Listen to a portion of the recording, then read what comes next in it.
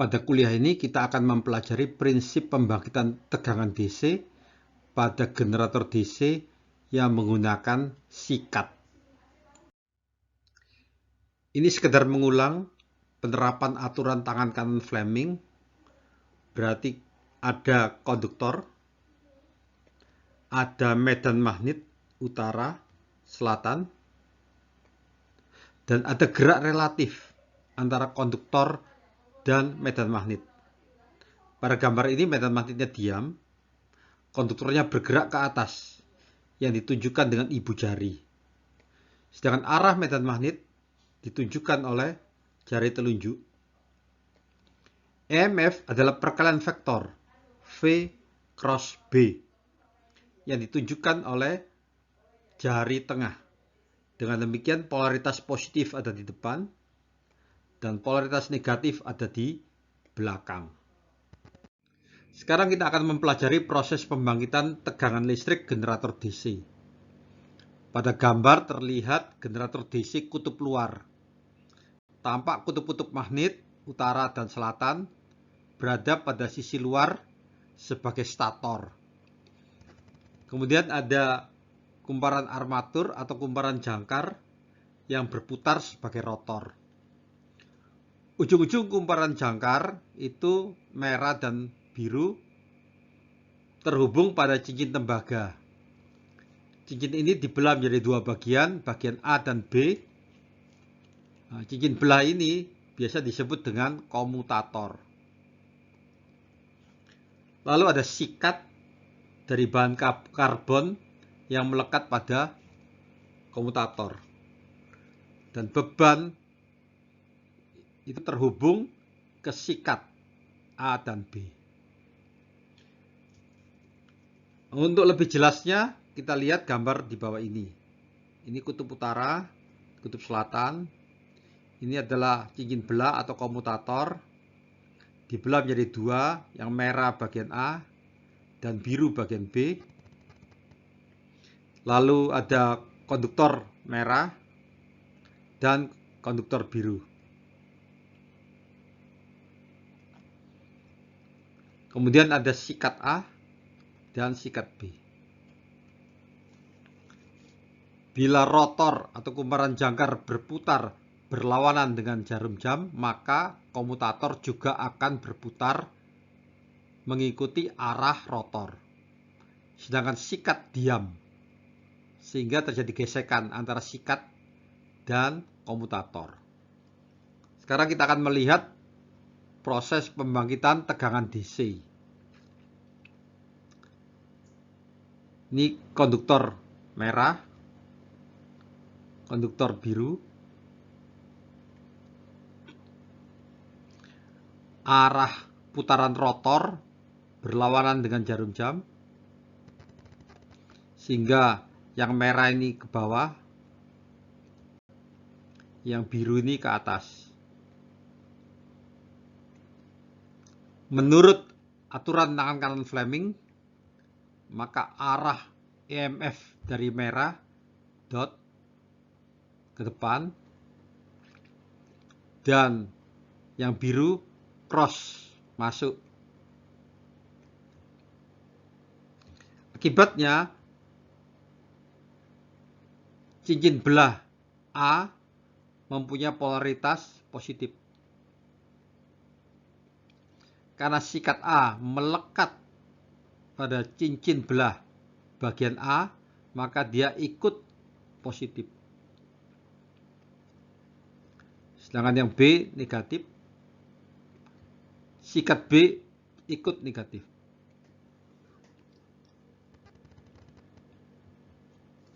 Nah, sekarang kita fokus pada sikat. Karena beban terhubung pada sikat. Jadi, EMF sikat A terhadap B positif. Proses berikutnya, konduktor merah, konduktor biru bergerak ke kiri, ini bergerak ke kanan mengikuti arah putaran rotor. Menurut aturan tangan kanan Fleming, karena arah gerakan sejajar dengan arah medan magnet, maka EMF yang dihasilkan 0. Berikutnya, konduktor merah, konduktor yang biru, melekat pada B. Putaran rotor berlawanan dengan jarum jam. Jadi yang merah ini ke atas, yang biru ke bawah. Menurut aturan tangan kanan Fleming, maka arah EMF-nya adalah dot menuju ke depan, dan yang merah cross menuju ke dalam. Jadi polaritas dari cincin belah bagian B adalah positif. Karena sikat A melekat pada B, cincin belah bagian B, maka polaritasnya juga ikut positif. Sedangkan yang A ini negatif, sikat B ikut negatif. Jadi EMF dari sikat A terhadap B positif.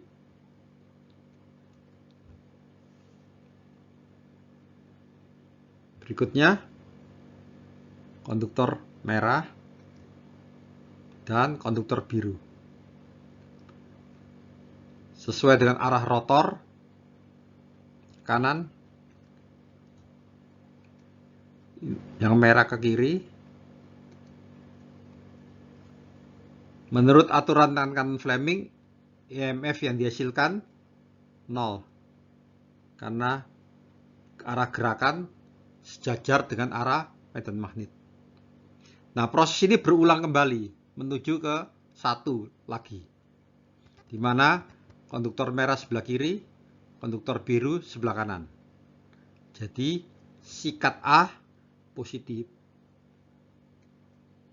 Lalu berikutnya 0.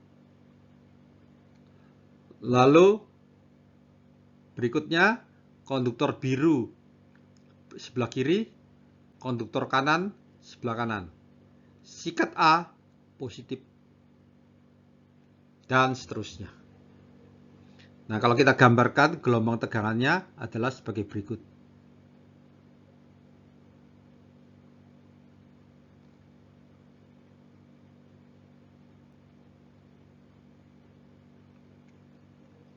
Jadi terlihat bahwa generator DC menghasilkan tegangan DC. Nah, kalau kita ingin memperkecil ripple, kita dapat membelah cincin ini menjadi lebih banyak, 4, 6, 8, dan seterusnya. Yang berarti kumparan armatur atau kumparan jangkar ditambah menjadi 2, 3, 4, 5, 6, dan seterusnya. Demikian proses pembangkitan tegangan DC oleh generator DC.